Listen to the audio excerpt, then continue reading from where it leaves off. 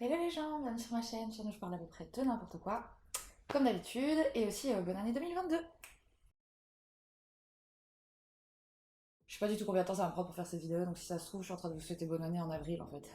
C'est toujours la galère niveau vidéo, comme vous avez pu le remarquer, mais ça reste quand même dans ma tête, et dès que j'ai un petit peu de temps, bah, je m'y mets, je fais des recherches, je prends des notes, je me dis qu'il faudrait que je commence à filmer, mais à chaque fois c'est tout un bail de filmer parce que j'ai un setup de pété, ça me prend 6 heures de faire quelque chose, et à la fin je suis quand même pas contente du résultat. Donc je me suis dit, pas de pression, mon nouveau moto, comme ça on est sûr et certain que au moins quand je veux sortir une vidéo, je la sors, elle est sortie et c'est bon. Enfin, soit, si vous voulez suivre un petit peu ma life quand je suis active, parce que bien sûr en hiver je vais en hibernation. Mais si vous voulez suivre un petit peu plus de ma vie en dehors de YouTube, bah, vous pouvez bien sûr me suivre sur Instagram, c'est exactement le même nom de ma chaîne.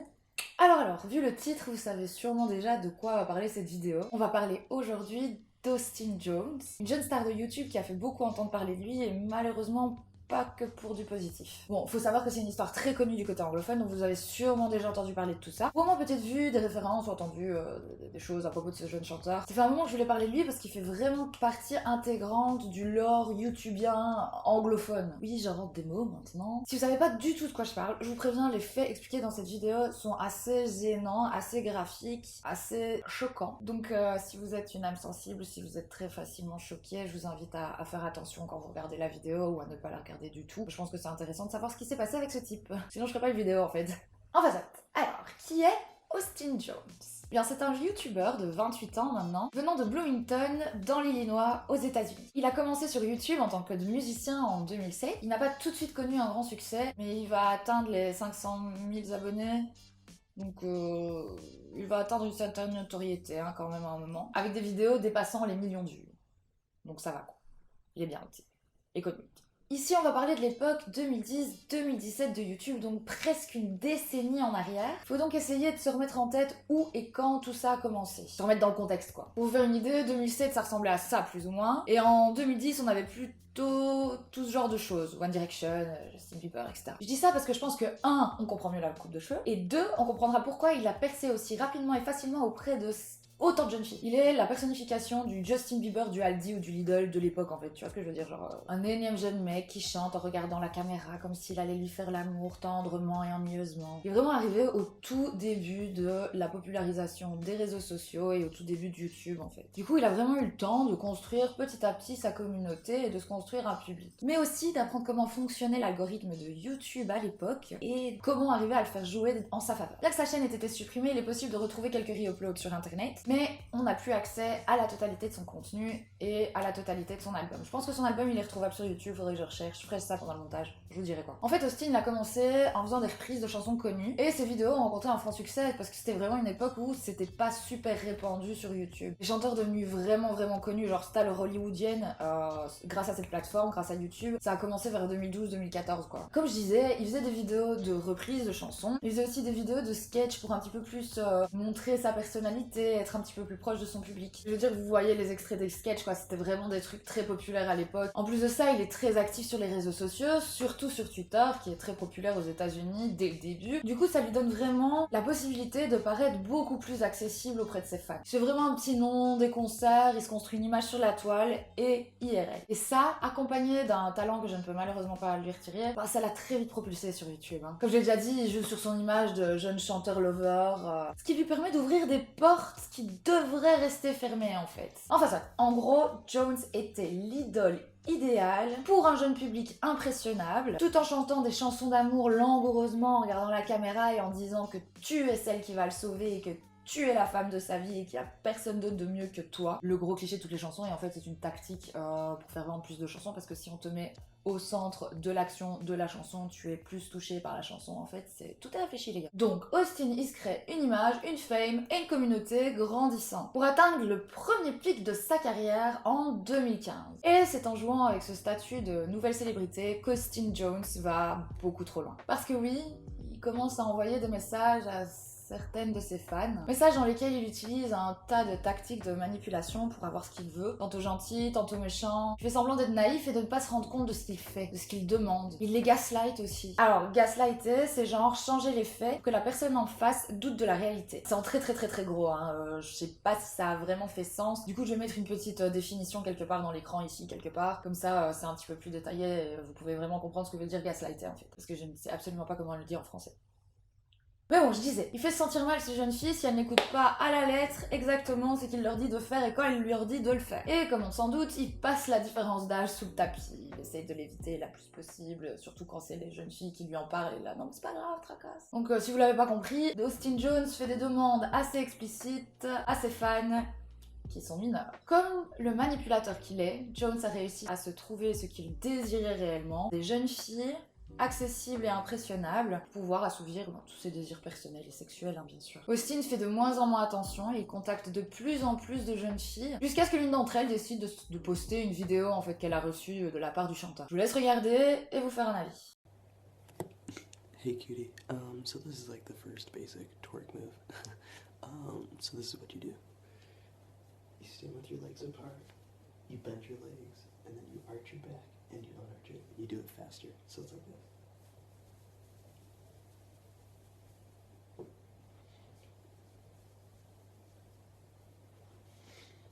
Now it's your turn. Okay, the second move is like bending over and trying to make it bounce, so it's like this.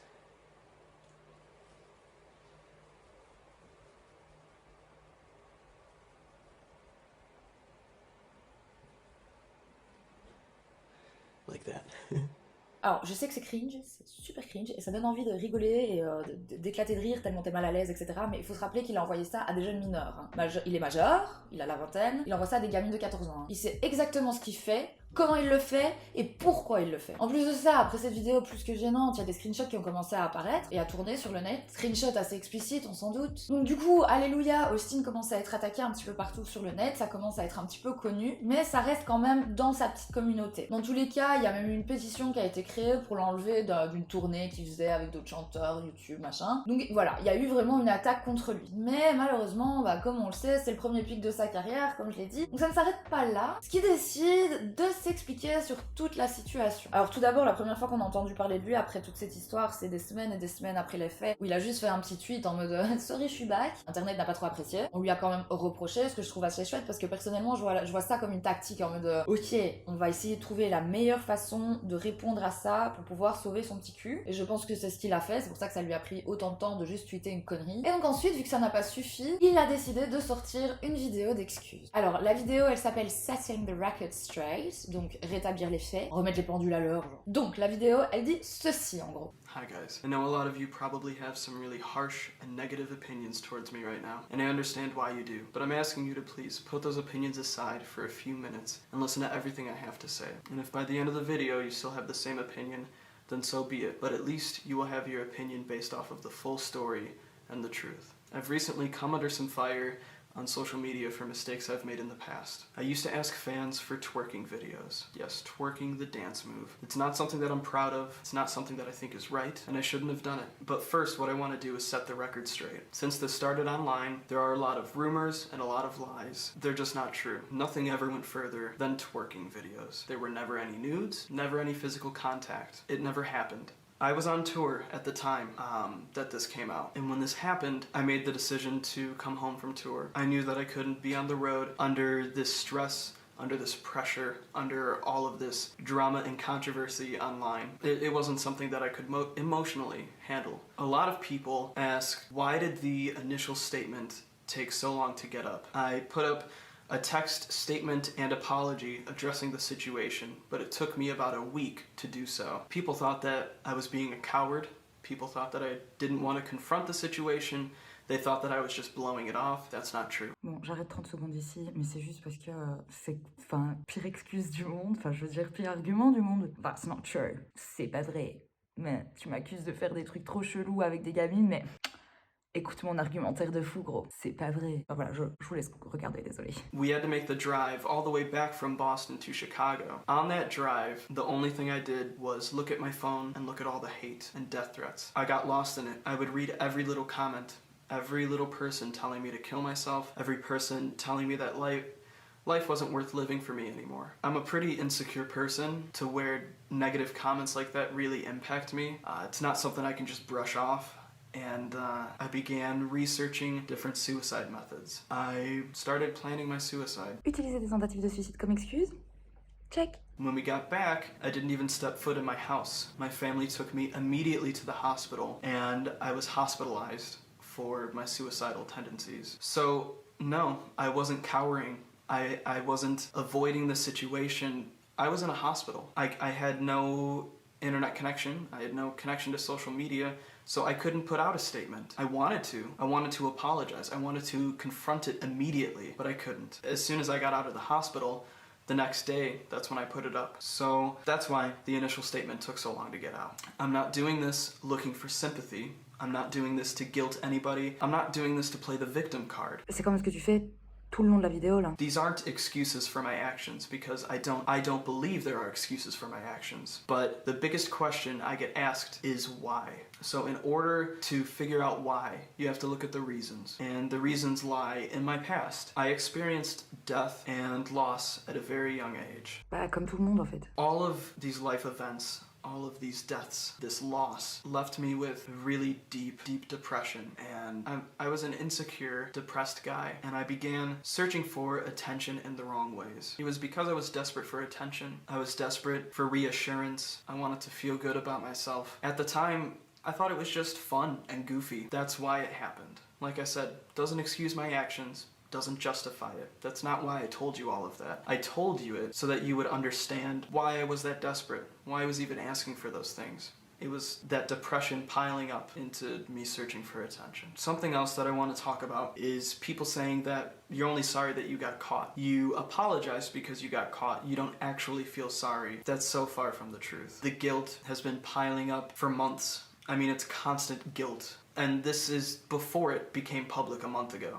This is something that I've regretted for a long time. Also, a few months before this became public, I talked to a couple of my co-workers, one of which is very popular online, so this is a pretty big, and I'd like to consider reputable man. I went to him with this.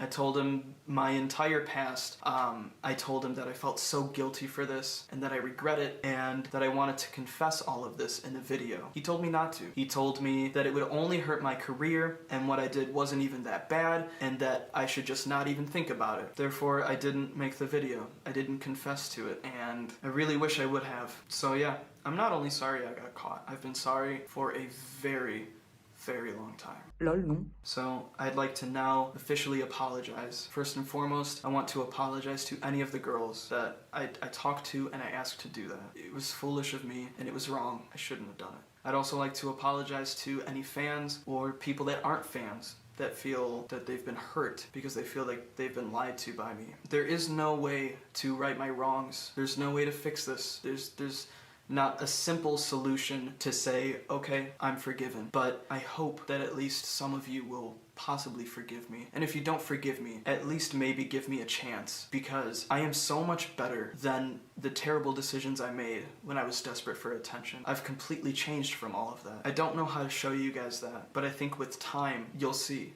Lol, on a vu, t'inquiète. So I'm moving forward. I'm moving forward with my music. I'm going to be getting back on social media now. I'll see you guys soon. I'm truly sorry and thank you for your time. Alors soyons francs entre nous, on peut quand même voir toutes ces tactiques de manipulation là. Il se place en victime presque subtilement, bien qu'avec le recul, franchement, on voit bien que ces tactiques de manipulation, elles sont grosses comme des maisons, c'est pas subtil du tout, mais enfin soit, il arrive quand même à sortir de cette situation, hein. C'est ça le pire. Toute cette vidéo est une énorme manipulation et peut être décortiquée pendant des heures sur chaque seconde qu'il apparaît à l'écran, et à chaque fois vous verrez la même chose. C'est de la manipulation, c'est de l'hypocrisie. Le précurseur des apologies vidéo de merde en gros. Bon, après cette vidéo, Austin s'est quand même dit que la meilleure chose à faire serait disparaître du net pendant un petit moment, hein, comme ça se tasse un petit peu et on oublie. Un mois. Le type il se casse un mois. Une vidéo d'excuses de merde et un mois de silence au total, et c'est bon. Voilà, il revient. Internet il a tout oublié, c'est bon, le type tranquille, il peut refaire sa petite vie. Et le pire de tout, c'est que c'est justement dans les mois suivants qu'Austin va connaître le pic de sa carrière. Je trouve ça fou après des allégations pareilles. Aussi cette histoire super malsaine, elle a attiré tout plein de gens, un public qu'il n'avait pas avant, et que ce public-là a décidé de rester pour son retour, quoi, que ça lui a fait une petite base, comme ça il peut rebondir tranquillement le type. Y'a que moi qui trouve ça malsain? Je sais pas. Et qu'est-ce qui a propulsé Austin Jones au rang de star de YouTube en quelques vidéos? Ben, c'est ses vidéos a cappella en fait, tout simplement. Donc ce qu'il fait, c'est des covers, des reprises de chansons de groupes qui ont déjà une fanbase de fou malade, et des fanbases connues pour être majoritairement composé de jeunes filles. Il reprend ses chansons en a cappella, donc il fait la voix, les harmonies, le rythme, etc., etc.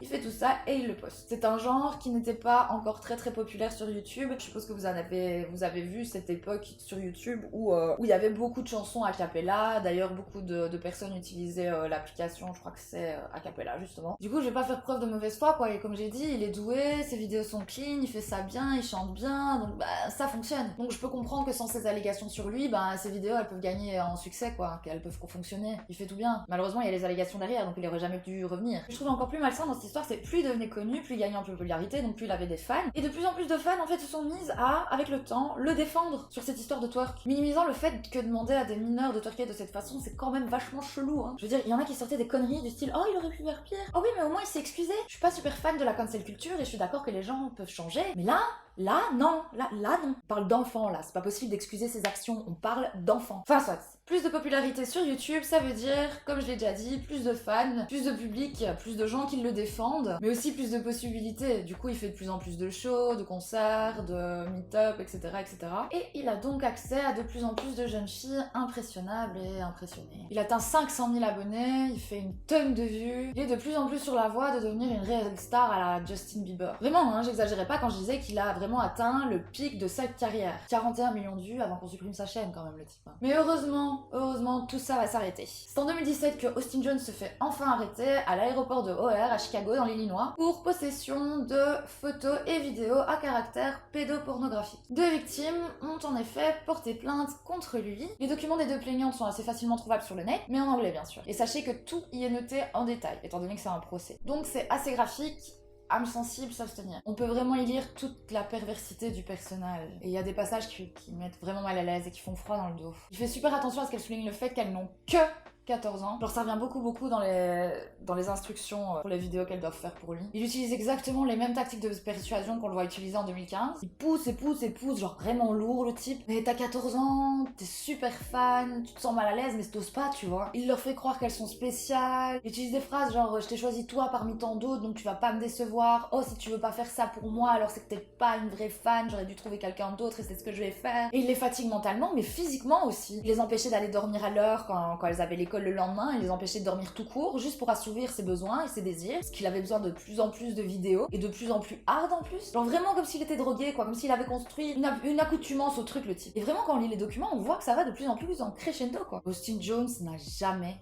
arrêté. Ce qui s'est passé en 2015 lui a seulement appris à cacher les preuves et à s'excuser dans une petite vidéo de merde et qui revient comme si de rien n'était après une petite disparition d'un mois. Tout ira bien, c'est bon. Ça lui a juste appris qu'il peut faire ce qu'il veut. D'après les événements officiels, les événements racontés par la victime A et la victime B se sont déroulés entre 2016 et 2017. Et il y avait l'effet de 2015. Donc ça veut dire qu'en fait pendant toute sa carrière, Jones a fait ça. Ça veut dire que toutes les personnes qui l'entouraient et qui le défendaient, genre son manager, etc., étaient au courant de ce qu'il foutait aussi. Hein. Faut pas oublier ça. Il y a juste avec ces deux jeunes filles-là, victime A et victime B, plus d'une trentaine de vidéos à caractère pornographique qui ont été trouvées sur son ordinateur. Bon, heureusement, comme je l'ai déjà dit, Jones se fait arrêter en 2017 pour possession et manufacture de vidéos à caractère pédopornographique du coup. Et il écope d'une sentence, devinez de combien? Seulement 10 ans de prison. Alors que pendant le procès, il y a 4 autres filles qui sont venues témoigner contre lui, donc ça nous en fait 6 en tout, et que pendant le procès, Jones a plaidé coupable, hein, c'est pour ça qu'il a eu sa sentence de 10 ans à la con là. Pendant le procès, Jones, qu'est-ce qu'il a dit? Il a avoué avoir fait la même chose à une trentaine d'autres filles durant sa carrière. Donc on est à 6 victimes qui témoignent contre lui, plus lui qui dit ah ouais oui aussi une trentaine d'autres filles. Quand je vous dis que ça me glace le sang et que c'est une horreur de penser aux autres victimes potentielles de ce type qui ne sortiront jamais du silence, qui en parleront peut-être jamais, c'est incroyable. Je sais pas, je trouve que c'est une sentence beaucoup trop douce pour les faits, les preuves apportées. Je veux dire c'est pas comme si c'était sorti de nulle part ou qu'on aurait pu falsifier des preuves quoi. Non, là c'est sûr et certain. Personnellement en tout cas c'est ce que je pense. Je trouve que c'est vachement peu. Et bien sûr pendant tout ce temps la plateforme YouTube a laissé la chaîne d'Austin Jones active. Ils n'ont fini par la supprimer que quand le procès était fini, en fait, quand le jugement a été rendu. Quand vraiment, là, on était sûr aux yeux de la loi que ces vidéos où on le voit très clairement demander de twerker à des meufs de 14 ans, c'est peut-être des preuves tangibles du fait que faut l'arrêter, quoi, le type. L'histoire me rend dingue, je sais pas si vous avez remarqué, mais ça me...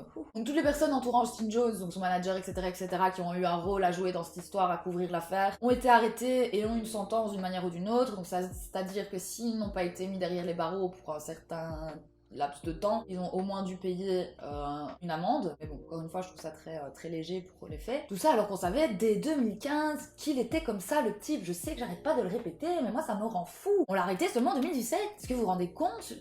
Tous les concerts qu'il a fait, les meet and greet, les chics, les tchaks, tous les messages qu'il aurait pu envoyer, toutes les petites meufs. Ouais, non, moi ça me tue. Ça me tue. Un type qui fait des trucs chelous avec des gosses, on le laisse pas revenir comme ça, effacer tout parce qu'il a fait une vidéo, ça me rend dingue. Comme j'ai dit, je suis pas du tout pour la cancel culture, mais il y a des gosses en jeu. Alors oui, ok, innocent avant d'être prouvé coupable, mais à partir du moment où t'as des screenshots, des vidéos, et pas des vidéos juste de meufs qui en parlent, des vidéos de lui, où on voit bien ce qu'il demande et ses demandes, à un moment, faut quand même réfléchir et se dire, ouais, non, c'est bon, lui, on va vraiment le cancel, quoi, tu vois ce que je veux dire? Enfin, moi, en tout cas, personnellement, dès que ça touche des gosses, voilà, je suis assez arrêtée dans mes idées, voilà. Le type, il aurait jamais dû revenir, il aurait jamais dû avoir accès à cette plateforme après ce qu'il a fait en 2015, tout simplement. Enfin bref, désolée, je m'emporte, donc bah voilà.